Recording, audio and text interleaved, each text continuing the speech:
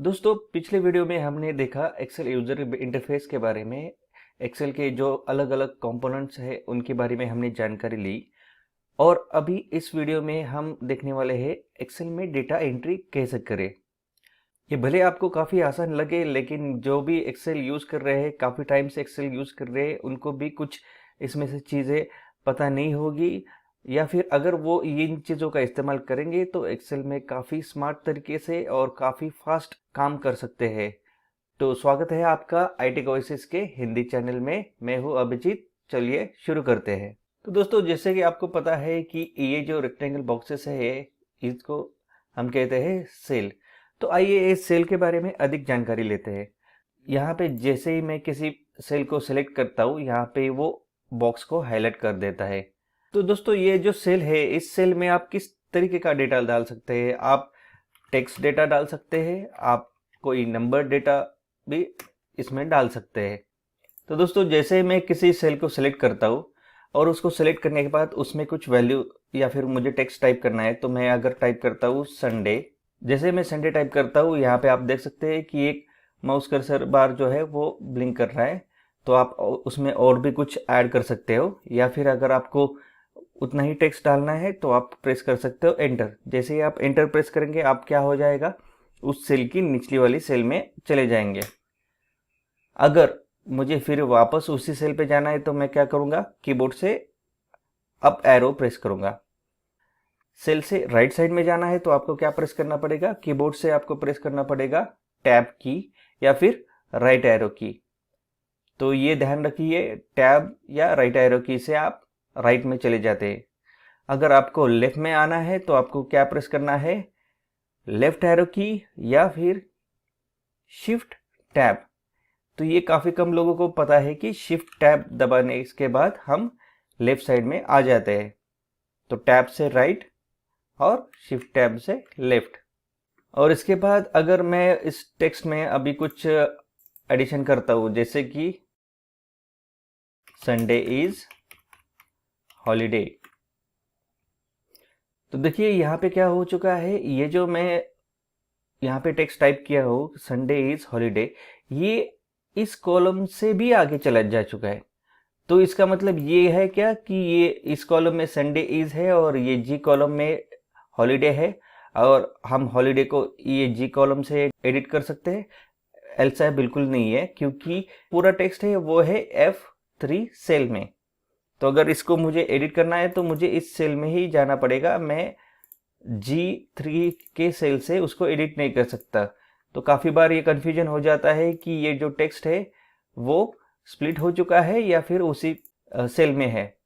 अगर मैं यहाँ पे टाइप करता हूँ मंडे, तो देखिए इसका मीनिंग क्या हो गया, संडे इज मंडे। लेकिन ऐसा नहीं है, जो कि हमने यहाँ पे टाइप किया गया था संडे इज हॉलीडे। यहाँ पे आप सेलेक्ट करने के बाद ये जो फॉर्मूला बार है वहाँ पे देख सकते हो संडे इज हॉलीडे। लेकिन ये जो पूरा टेक्स्ट है वो दिखाई नहीं दे रहा। क्यों नहीं दिखाई दे रहा, क्योंकि ये जो कॉलम का जो विड्थ है वो काफ़ी छोटा है, तो इसको हमें बड़ा करना पड़ेगा। इसको कैसे कर सकते हैं, ये दो कॉलम के बीच में हमने क्या करना है, माउस को लेके जाना है। यहाँ पे जैसे ही आपको डबल एरो दिखता है तो आप उसको प्रेस कीजिए लेफ्ट माउस क्लिक से, और उसके बाद उसको ड्रैग कीजिए। कितना ड्रैग करना है, जितना कि हमारा टेक्स्ट है। और ये जो है इसको आप एक शॉर्टकट तरीके से भी कर सकते हैं। ये जो दो कॉलम के बीच में यहाँ पे आप डबल क्लिक करके भी इसको एक्सपांड कर सकते हैं। तो देखिए पूरा का पूरा टेक्स्ट हमारा फिट हो चुका है। इसको कहते हैं ऑटो फिट। अभी यहाँ पे हम देखते हैं कि मैंने ये तो टाइप कर दिया संडे इज हॉलीडे। अब मुझे क्या करना है, उसी सेल में उसके नीचे टेक्स्ट टाइप करना है। तो ये कैसे करें, तो अगर आप इसको एंटर करते हो तो आप निचले वाली सेल में चले जाते हैं, उसी सेल में नहीं रहते। और इसी सेल में अगर मुझे नीचे एक लाइन ऐड करनी है तो मुझे क्या करना पड़ेगा, सबसे पहले मुझे उसके एंड में आना पड़ेगा। जो सो मैं यहाँ पे क्लिक करता हूँ तो आप देखिए ये जो माउस कर्सर है वो यहाँ पे है। अभी मुझे लास्ट में जाना है तो मैं कीबोर्ड से प्रेस करूँगा राइट एरो की। तो धीरे धीरे आप एक लेटर बाय लेटर आप राइट में चले जाएंगे। तो ये आ गए आप सबसे आखिरी लेटर पे। अगर आपको ये शॉर्टकट तरीके से करना है तो मैं बताता हूँ। आपके कीबोर्ड पे होम और एंड ये दो कीज होंगी। तो जैसे आप होम प्रेस करते हो तो क्या होता है, आप सब ये जो पूरी टेक्स्ट है उस टेक्स्ट के सबसे शुरुआत में जाते हो, और एंड प्रेस करते हो तो सबसे आखिर में जाते हो। तो ये याद रखिए, ये जो शॉर्टकट है काफ़ी बार आप इस्तेमाल कर सकते हैं, क्योंकि अगर कहीं पे क्लिक करके आप एक एक letter right right arrow click करके जाते हैं तो ये काफ़ी बोरिंग सा हो जाता है। तो इसके लिए प्रेस करना है एंड की। एंड की प्रेस करने के बाद हमें क्या करना है, प्रेस करना है अल्ट और एंटर। जैसे आप अल्ट और एंटर प्रेस करते हैं आप उसी सेल में हो।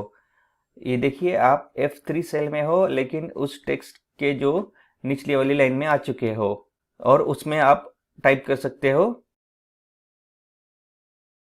I like holiday. और इसको आप एंटर करते हो तो देखिए ये जो उसकी रो है उसका साइज ऑटोमेटिकली एडजस्ट हो गया, और यहाँ पे दोनों लाइन यहाँ पे आ चुकी है। ये काफ़ी छोटी छोटी और आसान चीज़ें हैं, लेकिन ये बहुत बार हम अच्छे से इस्तेमाल इसका नहीं करते, इसलिए क्या होता है हमारा एक्सेल में टाइम चला जाता है और एक्सेल में काफ़ी रिपीटेटिव टास्क करना पड़ता है। तो अभी देखते हैं कि हमें इसको डिलीट कैसे करना है। किसी भी सेल में जो वैल्यू है उसको डिलीट कैसे करना है। तो मैं किसी भी सेल को सेलेक्ट करके कीबोर्ड से डिलीट का बटन दबा देता हूँ, या फिर मैं क्या करता हूँ, किसी भी सेल को सेलेक्ट करता हूँ, राइट क्लिक करता हूँ, और यहाँ पे ये जो डिलीट का बटन है उसको क्लिक करता हूँ।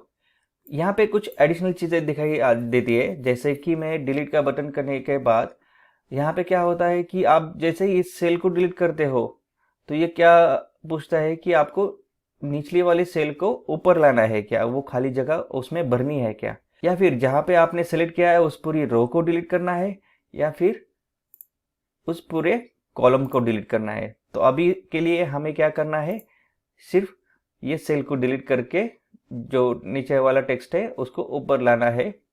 तो मैं इसको प्रेस करता हूँ, ओके। देखिए नीचे का टेक्स्ट ऊपर आ चुका है। तो अभी ये हमारे सेल में 2 लाइंस है और इस 2 लाइंस में मुझे एक लाइन डिलीट करनी है। तो ये कैसे करना है, तो मैं इस सेल में क्या करूंगा, डबल क्लिक करूंगा। डबल क्लिक करने के बाद मैं आऊंगा सबसे एंड में।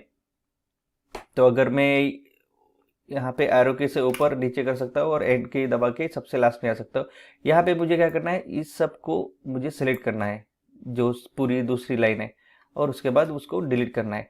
डिलीट करने के बाद आप देखिए माउस कर्सर नीचे है, माउस कर्सर होना चाहिए ये हॉलीडे के सबसे एंड में। अगर ऐसा आप नहीं करते हो और एंटर दबाते हो तो क्या हो जाएगा, ये जो खाली जगह है, ये जो यहाँ पे एक लाइन की खाली जगह है वो वहाँ पे रह जाएगी और ये हमारा डेटा अच्छे से नहीं दिखेगा। तो इसके लिए मुझे क्या करना है, वो जो खाली जगह है उसको भी डिलीट करना है। तो इसको आप कैसे कर सकते हो, अगर मैं यहाँ पे हूँ तो मैं प्रेस कर सकता हूँ बैक स्पेस। तो बैक स्पेस से क्या हो जाएगा, वो स्पेस निकल के वो वाई के एंड में आ जाएगा, और इसके बाद मुझे प्रेस करना है एंटर। देखिए वो लाइन फिर से वहाँ पे आ चुकी है और हमारा जो रो का साइज है वो भी सही है। तो अभी हम देखेंगे कट कॉपी और पेस्ट कैसे करते हैं। तो मैं यहाँ पे इस सेल को सेलेक्ट करता हूँ और इसको प्रेस करता हूँ कीबोर्ड से कंट्रोल सी। कंट्रोल सी करने के बाद आपका जो सेल में टेक्स्ट है वो कॉपी हो चुका है। ये कैसे आपको पता चलेगा, जब भी वो कंट्रोल सी दबाते हो तो यहाँ पे वो जो सेल है उसका पूरा बॉर्डर हाईलाइट होता रहेगा, और इससे हमें पता चलता है कि ये वाला टेक्स्ट हमने कॉपी किया है। कॉपी करने के बाद आपको क्या करना है, किसी भी सेल में जाना है और उस वहाँ पे क्लिक करके आपको टाइप करना है कंट्रोल वी। देखिए यहाँ पे हमारा डेटा पेस्ट हो चुका है। अगर आपको और भी कई जगह चाहिए तो आप वही भी पेस्ट कर सकते हो। जब तक ये हाईलाइटेड है या इसका मतलब क्या है कि आपने कॉपी कर चुके हैं और आप उसी मोड में हो, और इसलिए आप कहीं भी डेटा को पेस्ट कर सकते हो। अगर इसको हमें एंड करना है, ये जो कॉपी हमने किया है इस कमांड को एंड करना है, तो आपको क्या करना पड़ेगा, एक तो एंटर की प्रेस करना पड़ेगा या फिर एस्केप की। तो चलिए मैं एंटर दबाता हूँ, एंटर दबाने से वो चला गया। तो अभी हम देखेंगे एक्सेल की जो सेल में वैल्यू है उसको हम कट पेस्ट कैसे कर सकते हैं। कट पेस्ट करने के लिए हमें क्या करना है, सेल को सेलेक्ट करना है, राइट क्लिक करना है, यहाँ पे ऊपर में आ जाएगा कट।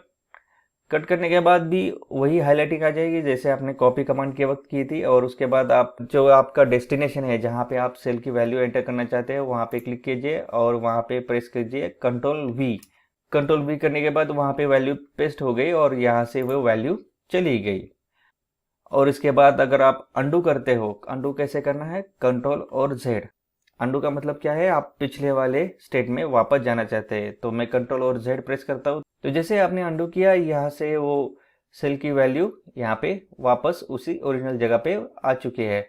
अभी मैं कंट्रोल वाई करके फिर से वो वैल्यू वहां पे डाल सकता हूँ। ये कंट्रोल वाई क्या है, ये कंट्रोल वाई है रीडू। तो आप देख सकते हो कंट्रोल जेड है अंडू और कंट्रोल वाई है रीडू। तो जो सेल की वैल्यू हमें वापस चाहिए थी, हमने किया था कंट्रोल जेड से अंडू और कंट्रोल वाई से रीडू। अभी रीडू और अंडू ये आप ये क्विक एक्सेस टूल बार में जो ये दो ऑप्शन है वहीं से भी कर सकते हो। जहाँ आप देख सकते हो कि यहाँ पे है रीडू पेस्ट और यहाँ पे है अंडू पेस्ट। आप जो भी इसमें एक्शन करते हो वो सारी एक्शन यहाँ पे रिकॉर्ड हो जाती है और उतनी एक्शंस को आप रीडू और अंडू कर सकते हैं। तो देखिए मैं सारी पेस्ट की एक्शन जो है उसको मैं अंडू करता हूँ, तो हम वही पुराने वाले स्टेट में आ चुके हैं। यहाँ पे प्रेस करूंगा एस्केप की। तो दोस्तों आशा करता हूँ ये जो एक्सेल में डेटा एंट्री करना है वो आपने कैसे करना है वो सीख लिया है। इसके आगे भी हम और भी अलग अलग चीज़ें इसमें देखने वाले हैं। तो बने रहिए IT ओएसिस के हिंदी चैनल के साथ। धन्यवाद।